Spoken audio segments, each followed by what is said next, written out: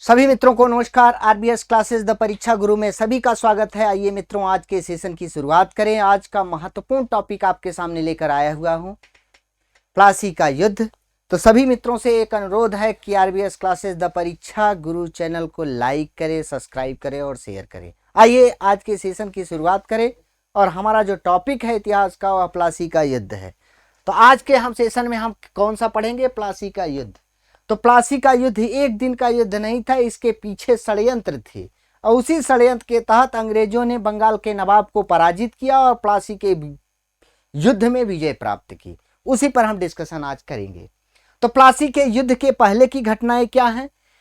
प्लासी के युद्ध के पहले की घटनाएं यह है कि पहले जो बंगाल का नवाब जो सिराजुद्दौला बना, कब? 1556 से 1557 तक। जो नवाब था सिराजुद्दौला, यह किसका पौत्र था? अर्थात यह अली वर्दी खां का पौत्र था। अली वर्दी खां का पौत्र था। अली वर्दी खां के सिराजुद्दौला के पहले बंगाल का नवाब था। इसे कहा जाता है अली वर्दी खां का जो दौहित्र के नाम से जाना जाता है। गौहित्र। दौहित्र कौन था? कि सिराजुद्दौला था। दौहित्र का मतलब होता है लड़की का पुत्र। लड़की के पुत्र को ही दौहित्र कहा जाता है। अली वर्दी खां ने ही अंग्रेजों की तुलना मधुमक्खी से की थी। अर्थात अली वर्दी खां ने कहा था कि यदि अंग्रेजों को अगर जिस प्रकार मधुमक्खी के छेड़ा जाए तो वह क्या करती है? काट काट के मार डालती है। उसी प्रकार अंग्रेजों की तुलना मधुमक्खी से की थी। किसने? अली वर्दी खां ने। अली वर्दी खां के बाद जो सिराजुद्दौला था वह बंगाल का नवाब बना। इसी के समय में क्या हुआ था? इसी के समय में एक घटना हुई थी। यह घटना क्या हुई थी? यह घटना हुई थी कि इसी समय लगभग 1756 ईस्वी में यूरोप में क्या हुआ? यूरोप में सप्तवर्षीय युद्ध प्रारंभ हुआ। सप्तवर्षीय युद्ध प्रारंभ हुआ। सप्तवर्षीय युद्ध प्रारंभ हुआ यूरोप में। यह सप्तवर्षीय युद्ध जो था वो फ्रांसीसी और अंग्रेजों के मध्य हुआ और उसका प्रभाव, क्योंकि बंगाल पर फ्रांसीसियों और अंग्रेजों दोनों लोगों का प्रभाव था, तो उसका प्रभाव भारत में भी देखने को मिला। जो फ्रांसीसी और अंग्रेज थे, फ्रांसीसी और अंग्रेज,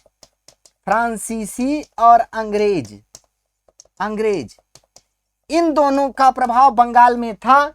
इन दोनों ने अपने अपने क्षेत्रों की किलेबंदी प्रारंभ कर दी। अर्थात अंग्रेजों ने अपने क्षेत्र की किलेबंदी प्रारंभ बंगाल में कर दी और फ्रांसीसियों ने अपने क्षेत्र की किलेबंदी प्रारंभ कर दी। बंगाल के नवाब ने दोनों को किलेबंदी करने से रोका कि भैया दोनों लोग किलेबंदी ना करें। फ्रांसीसी तो मान गए, लेकिन अंग्रेज किलेबंदी करते रहे। अर्थात किलेबंदी की जो रोक थी उसे नहीं मानी। तो नवाब ने क्या किया? अंग्रेजों के विरुद्ध आक्रमण कर दिया। और अंग्रेजों के विरुद्ध आक्रमण कर दिया और क्या किया कि 20 जून 1756 ईस्वी को अंग्रेजों के विरुद्ध आक्रमण करते हुए फोर्ट विलियम जो अंग्रेजों का क्या था? मुख्यालय था। जो फोर्ट विलियम का चित्र दिखा रहा है यही है। यह अंग्रेजों का मुख्यालय था और अंग्रेजों ने उस पर अधिकार कर लिया।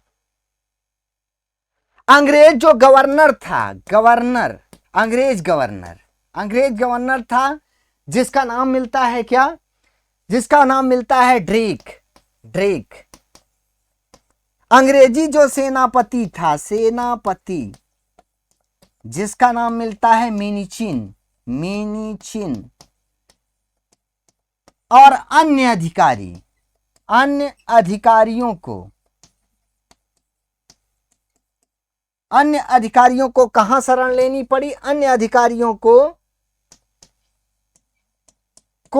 फुल्टा द्वीप में शरण लेनी पड़ी। कहां? फुल्टा द्वीप में शरण लेनी पड़ी। अर्थात फोर्ट विलियम का किसका अधिकार हो गया? सिराजुद्दौला का अधिकार हो गया।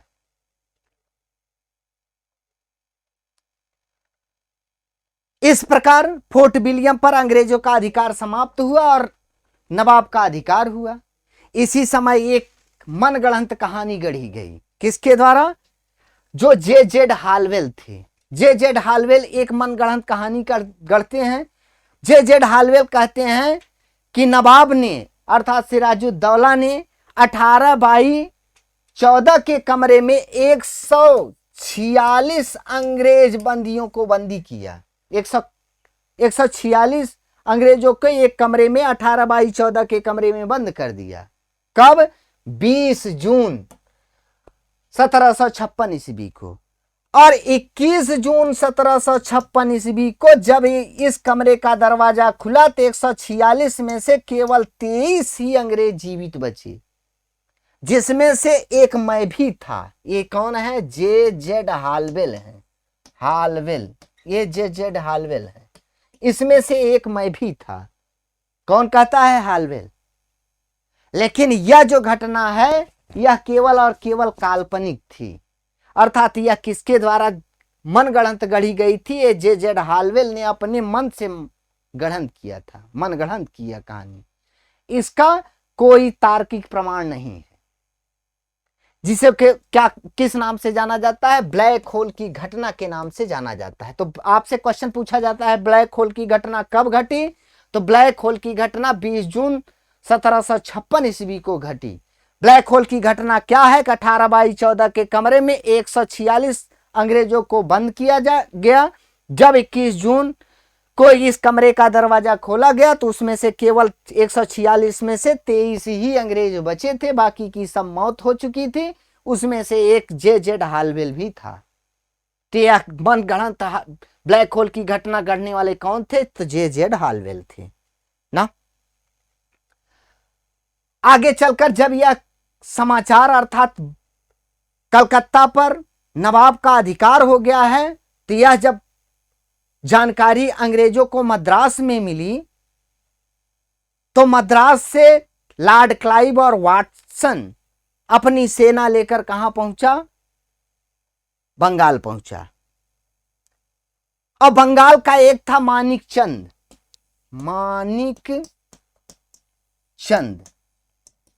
मानिक चंद को 2 जनवरी 1757 ईस्वी को घूस देकर क्या किया कि कलकत्ता पर पुनः अंग्रेजों का अधिकार हो गया। अर्थात कलकत्ता पर पुनः अंग्रेजों का अधिकार हो गया। कब? 2 जनवरी 1757 ईस्वी को। अर्थात जब क्लाइव और वाटसन बंगाल आया तो उसने मानिक चंद को मिलाया और मानिक चंद को घूस देकर पुनः क्या किया कि कलकत्ता पर अधिकार कर लिया। अर्थात जो अंग्रेजों के प्रभाव क्षेत्र से कलकत्ता जा चुका था उस पर किसका अधिकार हो गया? अंग्रेजों का पुनः अधिकार हो गया। आगे चलकर 9 फरवरी को क्या हुआ? 9 फरवरी 1757 ईस्वी को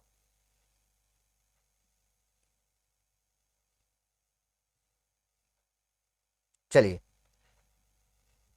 मैंने आपको बताया कि 9 फरवरी 1757 ईस्वी को अंग्रेजों और नवाब के बीच संधि हुई। किसके? अंग्रेजों एवं नवाब के बीच संधि हुई 9 जनवरी 1757 ईस्वी को। यह संधि किस नाम से जानी जाती है? अलीनगर की संधि के नाम से जानी जाती है। अलीनगर किसका नाम है? अलीनगर कलकत्ता का नाम है। कलकत्ता का नाम क्या है? अलीनगर। यह नाम रखने वाला कौन था? तो यह जो अलीनगर नाम रखा था वो सिराजुद्दौला ने रखा था। दौला ने रखा था। तो अलीनगर नाम रखने वाला कौन था? सिराजुद्दौला। यह अलीनगर किसका नाम था? कलकत्ता का नाम था। यह अलीनगर की संधि हुई। इस संधि के तहत 3 बातें कही गई, अर्थात अंग्रेजों को क्षेत्राधिकार तथा विशेषाधिकार प्राप्त हुआ, अंग्रेजों को दुर्गीकरण करने का अधिकार एवं सिक्के ढालने का अधिकार प्राप्त हुआ। इसके साथ साथ नवाब को मुआवजा देने की बात कही गई कि नवाब जो है अर्थात अंग्रेजों को, जो नवाब है इसी संधि के तहत कंपनी को नवाब जो है नवाब द्वारा मुआवजा दिया जाएगा। और मुआवजे की जो राशि है वो कौन तय करेगा? नवाब ही तय करेगा। यह 3 प्रस्ताव हुए। तो पहला प्रस्ताव क्या हुआ? अर्थात अंग्रेजों को क्षेत्राधिकार तथा विशेषाधिकार प्राप्त हुआ, अंग्रेजों को दुर्गीकरण करने का अधिकार एवं सिक्के ढालने का अधिकार हुआ कि अंग्रेज जो है बंगाल में क्या कर सकते हैं? कलकत्ता में सिक्के ढाल सकते हैं। इसके साथ साथ कंपनी को नवाब द्वारा मुआवजा देने की बात कही गई और मुआवजे की धनराशि जो तय करेंगे वो नवाब ही तय करेंगे, नवाब पर छोड़ा गया। यह अलीनगर संधि के द्वारा हुई। आगे चलकर जो अंग्रेज थे उन्होंने षड्यंत्र रचना शुरू किया। षड्यंत्रकारियों में कौन कौन थे इस पर डिस्कशन किया जाना जरूरी है। षड्यंत्रकारियों में, क्योंकि नवाब जो था, नवाब के अधिकारी जो थे वो नवाब से असंतुष्ट थे। नवाब के अधिकारियों में कौन कौन आता है? सिराजुद्दौला के जो सेनापति थे जिसका नाम था मीर जाफर। इसी प्रकार अन्य अधिकारियों का नाम आता है, सैन्य अधिकारी यार लतीफ था, दीवान मानिक चंद था, दीवान जो था राय दुर्लभ था, बैंकर जो था जगत सेठ था। ये सब षड्यंत्रकारी थे। अंग्रेज जो क्लाइव था वो एक धनी व्यापारी था जिसका नाम था अमी चंद। इसी से संपर्क किया और इसी से संपर्क करके इसने षड्यंत्रकर्ताओं से संपर्क किया और कुछ लालच देकर षड्यंत्र रचा। यह जो षड्यंत्रकर्ता और अंग्रेजों के मध्य बातचीत हुई वो 9 अर्थात देखा जाए तो मई 1757 ईस्वी को हुई। मानिक चंद और कासिम बाजार फैक्ट्री के जो प्रमुख था जिसका नाम था वाट्स, यह एजेंट के रूप में थे। षड्यंत्र के तहत यह तय हुआ कि क्लाइव जो था वो प्लासी के युद्ध तक आएगा। जो नवाब का सेनापति है मीर जाफर, वो नवाब को धोखा देगा। इस प्रकार प्लासी की युद्ध की विजय होगी और प्लासी के युद्ध की विजय के पश्चात जो मीर जाफर है सिराजुद्दौला के स्थान पर मीर जाफर बंगाल का नवाब बनेगा। षड्यंत्र पूरी तरह से तैयार हुआ। जो अमी चंद था उसे लालच पकड़ लिया। उसने कहा कि हम ये भंडाफोड़ कर देंगे, तो अंग्रेजों ने उसे लालच दे दी।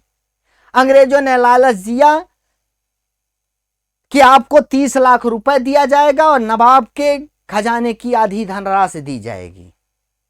क्लाइव चालाक था। क्लाइव ने एक समझौता किया और समझौता को कागजी रूप दिया। समझौते के तहत क्लाइव ने 2 प्रारूप तैयार कराए, एक लाल कागज पर, दूसरा सफेद कागज पर। लाल कागज पर जो धोखे वाली चीजें थी वो लिखी गई, अर्थात जो अमी चंद की मांगे थी उसी को लिखा गया लाल कागज पर, और वास्तविक मांगे जो थी वो सफेद कागज पर लिखी गई।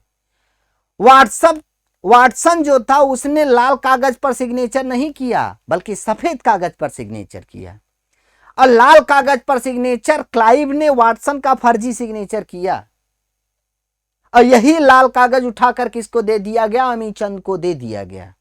अमी चंद खुश हुआ कि अब हमें जैसे ही क्लाइव का युद्ध अर्थात प्लासी का युद्ध हो जाएगा वैसे ही मुझे 30 लाख रुपए और आधी जागीर नवाब की मिल जाएगी। बहुत खुश हुआ, लेकिन हुआ उसके साथ धोखा। धोखा यह हुआ कि अमी चंद की आगे चलकर अंग्रेजों ने हत्या करा दी। अंग्रेजों ने नवाब पर एक दोषारोपण लगा दिया। दोषारोपण यह लगाया, अलीनगर संधि के तहत हुआ था कि अंग्रेजों के विरुद्ध नवाब कोई काम नहीं करेगा। तो दोषारोपण यह लगाया कि जो है नवाब अलीनगर की संधि का उल्लंघन कर रहा है। उल्लंघन क्या कर रहा है कि वह फ्रांसीसियों के साथ मिलकर अंग्रेजों के विरुद्ध कार्य कर रहा है। और इसी षड्यंत्र के तहत ही, इसी आरोप के तहत मैंने आपको बताया कि प्लासी का युद्ध जो था वो शुरू हुआ। कब? 23 जून 1757 ईस्वी को प्लासी का युद्ध शुरू हुआ। अंग्रेजों का नेतृत्व जो किया वो क्लाइव ने किया, और इधर नवाब ने किया। धोखे के तहत जो मीर जाफर था युद्ध मैदान तक आया, मीर जाफर, लेकिन उसने क्या किया, उसे नवाब को धोखा देना था, वैसा ही किया, नवाब को धोखा दिया। नवाब की सेना की तरफ से दो प्रमुख योद्धा थे। एक जो था, मैंने आपको बताया कि नवाब की सेना की तरफ से मीर मदान था और मोहनलाल, मीर मदान और मोहनलाल, और इसके साथ कुछ फ्रांसीसी थे। इन्होंने युद्ध में बढ़ चढ़कर भाग लिया। दोनों की सेनाओं की तुलना की जाए तो संख्या में देखी जाए तो नवाब की सेना ज्यादा बड़ी थी। नवाब की सेना में 50,000 सैनिक थे, लेकिन अंग्रेजों की सेना में केवल 950 पैदल सैनिक थे, 100 तोपची थे, 50 नाविक थे, इसके साथ साथ 2100 भारतीय सैनिक थे जो अंग्रेजों के साथ थे। और नवाब की एक बड़ी विशाल सेना थी, 50,000 की सेना। युद्ध जैसे ही शुरू हुआ उसका अंत हो गया। मैंने आपको पहले ही बताया कि मीर जाफर ने धोखा दिया। जो नवाब की तरफ से दो योद्धा थे, मीर मदान और मोहनलाल और थे, इन्होंने वीरता पूर्वक लड़ा।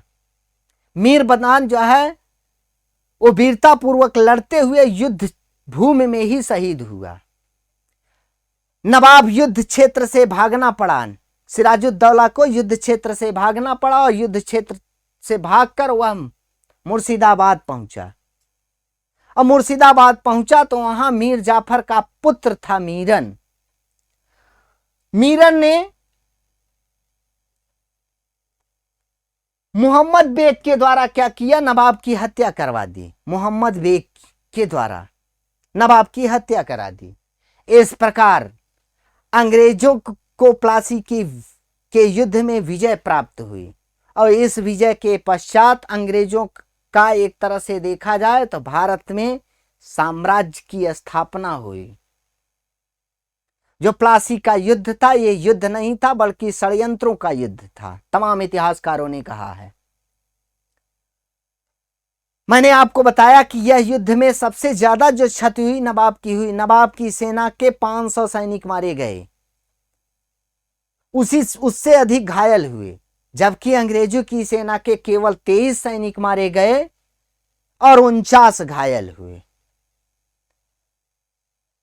युद्ध के पश्चात अंग्रेजों को क्या हुआ, 24 परगने की जागीर मिली, अर्थात उन्हें एक आर्थिक स्रोत मिल गया 24 परगने की जागीर से। नवाब बना कौन, मीर जाफर। मीर जाफर जो समझौता हुआ था षड्यंत्र के तहत, उसी षड्यंत्र के तहत समझौते को पूरा करते हुए क्लाइव ने मीर जाफर को बंगाल का नवाब बनाया। बंगाल का नवाब बनते ही मीर जाफर ने 2,34,000 रुपए क्लाइव को दिया, खुश होकर। इसके साथ साथ मीर जाफर ने अंग्रेजी सेना को 50 लाख रुपए दिए। इस प्रकार हम कहा जा सकता है कि प्लासी के युद्ध में अंग्रेजों की विजय और अंग्रेजी साम्राज्य की नींव पड़ी। एक थे जदूनाथ सरकार। जदूनाथ सरकार ने प्लासी के युद्ध के बारे में कहा है कि 23 जून 1757 ईस्वी को जो प्लासी का युद्ध हुआ, उस युद्ध के पश्चात मध्यकाल का अंत होता है और आधुनिक काल की शुरुआत होती है। ते रहा प्लासी का युद्ध। यह बहुत ही रोचक युद्ध है। इसके पहले की प्लानिंग, प्लासी का युद्ध तो छोटा है लेकिन इसके पहले की प्लानिंग बहुत बड़ी है। ये प्रमुख रूप से इस युद्ध के परिणाम रहे आपके सामने। आइए एक बार रिपीट कर लेते हैं, मैंने क्या क्या बताया उसी पर हम डिस्कशन करके आगे आज की क्लास को ओवर करते हैं। मैंने आपको प्लासी के युद्ध के बारे में बताया। प्लासी के युद्ध के पहले क्या हुआ कि जो सिराजुद्दौला था वह 1756 ईस्वी में बंगाल का नवाब बना। यह सिराजुद्दौला कौन था कि सिराजुद्दौला के पहले जो अलीवर्दी खां थे बंगाल के नवाब थे, इन्हीं का दौहित्र था, अर्थात लड़की का पुत्र था। इसी समय जब सिराजुद्दौला जो है बंगाल का नवाब बना, इसी समय की घटना है कि यूरोप में सप्तवर्षीय संघर्ष अर्थात सप्तवर्षीय युद्ध छिड़ा। वह सप्तवर्षीय युद्ध जो था अंग्रेजों और फ्रांसीसियों के बीच हुआ, उसका प्रभाव भारत में भी देखने को मिला। और जो बंगाल था उस समय फ्रांसीसियों का भी प्रभाव था, यहां अंग्रेजों का भी, दोनों थे। इन दोनों ने क्या किया, अपने अपने क्षेत्रों की किलेबंदी करना प्रारंभ किया। नवाब के मना करने पर फ्रांसीसी तो मान गए, लेकिन अंग्रेज नहीं माने। इसीलिए जो सिराजुद्दौला था अंग्रेजों के विरुद्ध आक्रमण कर दिया। 20 जून 1756 को सिराजुद्दौला ने फोर्ट विलियम पर अधिकार कर लिया और अंग्रेजों को क्या करना पड़ा, फुल्टा द्वीप में शरण लेनी पड़ी। अंग्रेजों में किसका किसका नाम आता है, तो मैंने आपको बताया कि जो अंग्रेज गवर्नर थे जिनका नाम था ड्रेक, सेनापति जो थे मिन्चिन, और अन्य अधिकारियों को फुल्टा द्वीप में शरण लेनी पड़ी। इसी समय इसी दिन यह घटना जो 20 जून 1756 की है, इसी दिन हालबेल जो जेड हालबेल हैं, उन्होंने एक मनगढ़ंत कहानी गढ़ी जिसे किस नाम से जाना जाता है, ब्लैक होल की घटना के नाम से जाना जाता है। ब्लैक होल की घटना क्या है, मैंने आपको बताया कि 18/14 के जेड हालबेल कहते हैं कि 18/14 के कमरे में 146 अंग्रेजों को बंद किया गया, अर्थात 20 जून की रात को। और 21 जून की सुबह को जब कमरे को खोला गया तो उसमें से 146 में से केवल 23 लोग जिंदा बचे, बाकी की सब लोगों की मृत्यु हो गई थी। उसमें मैं भी था। कौन कहता है, हालबेल। अर्थात 146 बंदियों में से एक ये भी थे, हालबेल, और बचने वाले भी ये भी थे। अर्थात 146 में सब मर गए, केवल वीर जो थे वही थे। इनके वीरता को आप देख सकते हैं।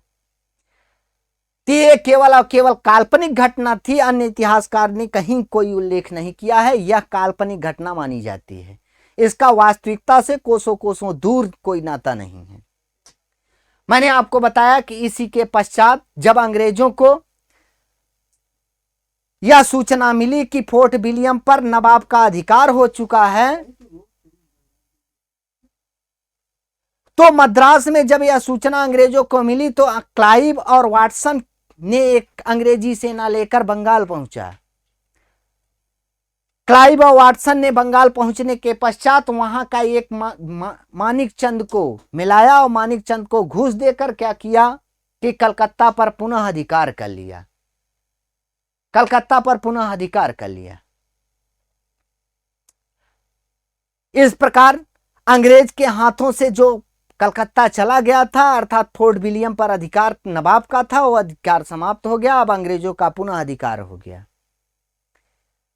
आगे चलकर 9 फरवरी 1757 ईस्वी को नवाब और क्लाइव के बीच, अंग्रेजों के बीच संधि हुई, जिसे कलकत्ता की संधि या अलीनगर की संधि कहा जाता है।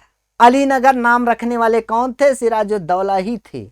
उन्होंने कलकत्ता का नाम बदलकर क्या कर दिया था, अलीनगर कर दिया था। यह अलीनगर की संधि के तहत क्या क्या निर्धारित हुआ, संधि के तहत अंग्रेजों को क्षेत्राधिकार तथा विशेषाधिकार प्राप्त हुआ।